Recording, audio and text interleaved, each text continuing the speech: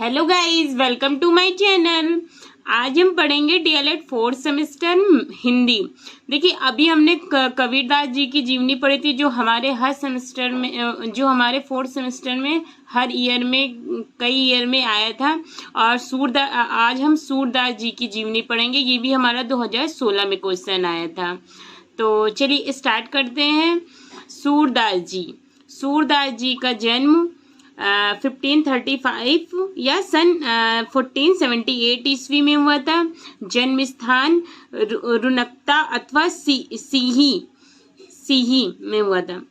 पिता का नाम पंडित रामदास सारस्वत, गुरु सूरदास जी के गुरु का नाम था आचार्य वल्लभाचार्य। भक्ति कृष्ण भक्ति, इन्होंने जितनी भी मतलब कृष्ण भक्ति।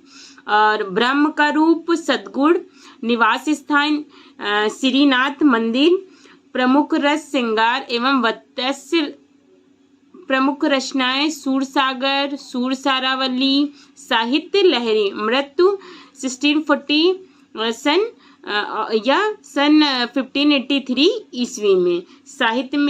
साहित्य का स्थान वात्सल्य रस के सम्राट थे। जीवन परिचय। इस महाकवि का जन्म आगरा के निकट रुनकता नामक ग्राम में सन 1478 ईस्वी वो शिक्षा विभाग उत्तर प्रदेश शासन द्वारा प्रकाशित पुस्तक मंजरी के अनुसार, मतलब ये मंजरी के अनुसार इनका जन्म 1478 ईस्वी में हुआ था।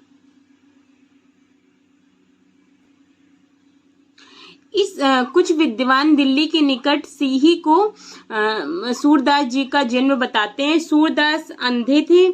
कुछ लोग इन्हें जन्म से ही अंधा मानते, पर इनकी रचनाएं इस बात का प्रमाण है कि वे जन्म से अंधे नहीं थे। उन्होंने रंग के मिश्रण और प्रतिबिंब आदि के जो सजीव वर्णन किए हैं वे आंख के प्रत्यक्ष अनुभव बिना संभव नहीं है। क्योंकि मतलब कुछ लोग मानते थे कि सूरदास जी जो है वो जन्म से अंधे, लेकिन इन्होंने कुछ रचनाएं ऐसी लिखी हैं जिससे सिद्ध हो रहा है कि ये जन्म से अंधे नहीं थे।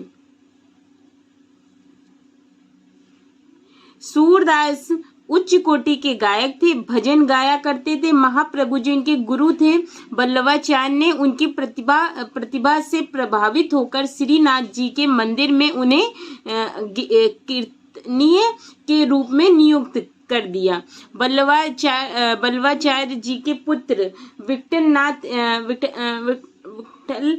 जी द्वारा स्थापित अष्टछाप के कवियों में सूरदास को शीर्ष स्थान प्राप्त हुआ।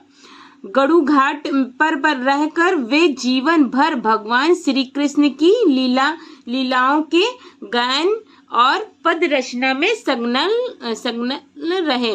जो सूरदास जी थे उनकी सारी रचनाओं में भगवान श्री कृष्ण का वर्णन है। सन 1583 ईस्वी मंजरी के अनुसार, उसी पुस्तक के अनुसार, इनका जो पुस्तक के अनुसार मथुरा के पास पारसोली नामक ग्राम में सूरदास का देवास मतलब मृत्यु हो गई है। इनकी कृतियां सूरदास की वैसे तो उनकी अनेकों रचनाओं का उल्लेख किया, मतलब सूरदास जी ने वैसे तो अनेकों रचनाओं का उल्लेख किया, पर अभी तक इनकी 3 रचनाएं सभी विद्वानों द्वारा स्वीकार की जाती है। ये 3 काव्य कृतियां लिखित हैं। पहली है सूरसागर। इसमें भगवान श्री कृष्ण की लीलाओं को गए पदों में प्रस्तुत किया गया है। कहा जाता है कि सूरसागर में 1.25 लाख पद थे, पर अब तक लगभग 5 से 6 हजार पद ही प्राप्त हो सके हैं। इसमें सूर्य की भक्ति भावना, कृष्ण की बाल लीला, गोपियों के साथ विहार, गोपिकाओं के विहार आदि का बड़ा ही सजीव और ममिक वर्णन हुआ है। वात्सल्य और श्रृंगार रसों का तो यह सागर ही है। यही ग्रंथ सूरदास की कृति पर आधारित है। और इनकी दूसरी रचना थी सूर सारावली। तो देखिए सूर सारावली थी, देखिए यह सूर सागर का सार रूप है। इसमें 1107 छंद संग्रहित हैं। सूर सागर की भक्ति, इसमें भी भगवान कृष्ण की सद्गुण भक्ति का वर्णन किया गया है।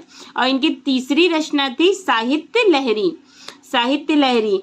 इसमें 108 पदों का संग्रह है। इसमें सूरदास ने अपनी काव्य प्रतिभा का प्रदर्शन किया है। साहित्य लहरी के पद रसों और अलंकारों से परिपूर्ण हैं।